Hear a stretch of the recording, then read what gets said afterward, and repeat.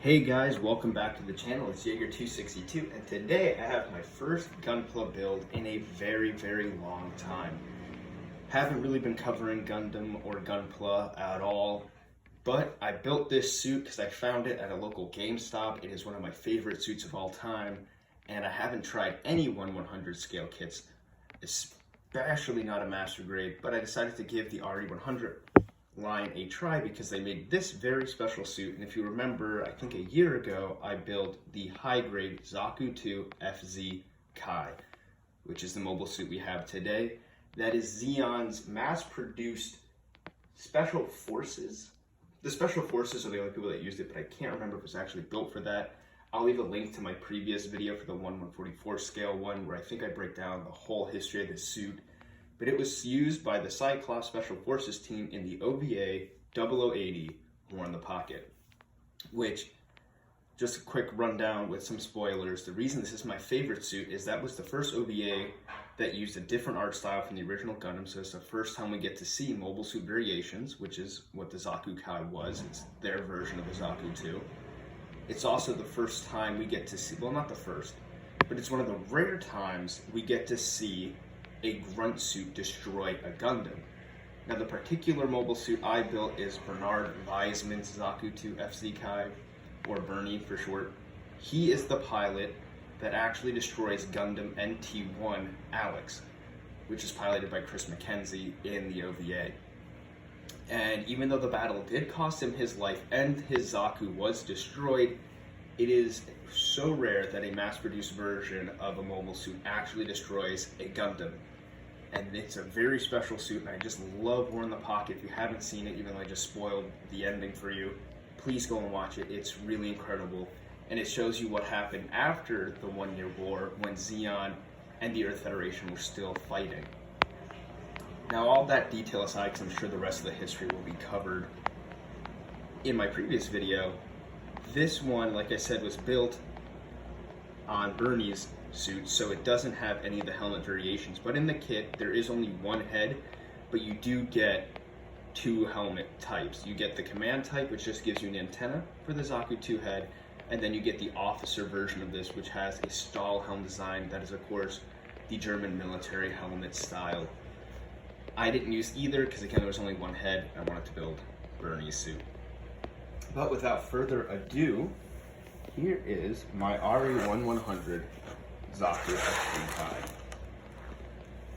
And just like my Mustang video, this isn't going to be more of a full-on review of the kit, just a basic look to show you what I've been up to, because I don't actually want to move this kit too much. And I want to put some gloves on, so that's going to get kind of loud, just because I don't want to get any fingerprints on it. But essentially, well, I guess I should wait till I start moving the gloves. Let me move this closer. Essentially what I did is exactly like how I painted the Mustang. If you haven't seen that video, I'll also leave that after the video so you can watch that.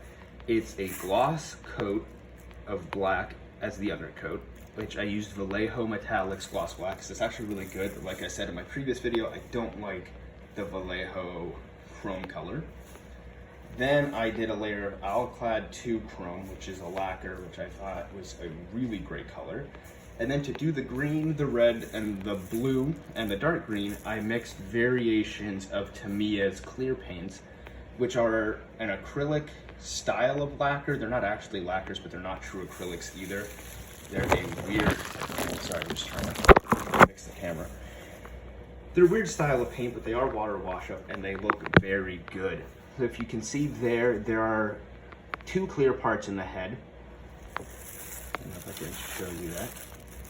Two clear parts in the head, one for the actual visor, and then the mono eye is clear. I just painted the inside of the mono eye, because it is hollow, to be pegged on, with pink, and so that way it's a lot smaller than the mono eye. It looks less cartoonish, more realistic.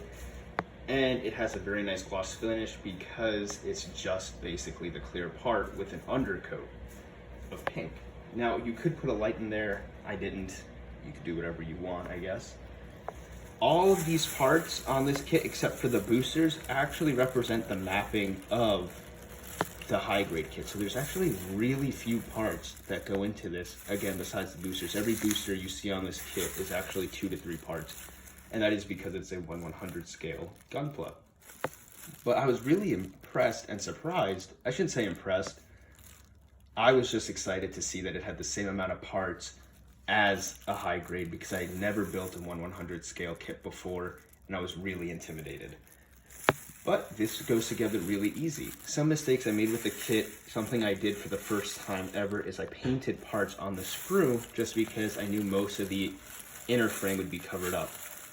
So, like anything in the knees, the hands, the elbows, all got painted on the sprue. Now, the mistakes with that comes from parts like this, where I didn't actually know that the gate would be seen. It looks kind of ugly, but all around, I'm really happy with how this came out. I'm happy with how the 2 different greens look. It's just an impressive kit to build, super easy if you want to build it, and I really enjoyed putting it together, not just because I love War in the Pocket, but because I love this suit in general. It's just a really strong suit and a really good kit. And I know it's not really fair to judge an RE100 scale by how a 144 scale kit went, but when you go back and watch the video that I did for that one, that kit was put together really simple, great engineering, and an absolute joy to build. And this is the same thing, just bigger. And so that's what makes this kit so great. The hardest part of the shoulders to put on, just because the way that it pegs in, the peg inside moves around. You can see it here. It's actually 2 different pegs jointed, so that way these parts can get completely mobile. And each one of these grenades is an individual piece, whereas in the high grade kit, camera fell. But whereas in the high grade kit, they're actually just 1 piece. Same thing with what holds the grenade. That's 2 separate pieces. The magazine compartment here opens up, but I'm not going to open it. I will say that a problem with painting everything with I've forgotten is that once it's all painted, it makes the joints very stiff, because it's got to grind down that paint on the parts that are unseen. And because for all the green armor bits, I didn't really know which would be seen, so I painted those off the sprue all 100%. So it's a little hard for me to move it, but I can get some poses, kind of. So I'm not going to move it too much. So again, this isn't a review, just to show you the kit, how big it is. I mean, this is it next to my hand. It's a pretty good sized kit. I mean, the Zaku-IIFZ was always a big mobile suit, a lot bigger than, say, a normal Zaku. Just in proportions, not actually height, but its legs are a little bit longer, its chest a little bit broader than the normal Zaku 2. It's more closely resembled the Zaku-IIF from 0083, which is actually a version of this suit. I don't remember if that's how it goes in the timeline, but technically the Zaku-F, which is a huge ground-type mobile suit, is based off the Zaku-IIFZ. But again, that's just Gunpla history, or Gundam history rather. Not really important for this review. All around a great kit. Tell me what you think about it in the comments below. I love interacting with you guys and knowing how the community is doing. Again, I haven't made a Gunpla video in a long time, but I actually bought another master grade kit recently to do, and I'm planning on getting the RE100 Dija. So those 2 kits will be coming out, and I'll be building them and making videos about them in the process. So hopefully you guys will look, or subscribe to the channel rather, to get notified when those happen. Or at least give this video a thumbs up if you enjoyed it. At the very least, let me know if you enjoyed how I painted it, and just share some tips that you have for Gunpla. But this is how I get my gloss, metallic, or candy coats for my Gunpla. This is the 2nd time I did a candy coated Gunpla, and I am really impressed with it, and I really like it. So as always, thank you so much for watching, and I'll see you next time.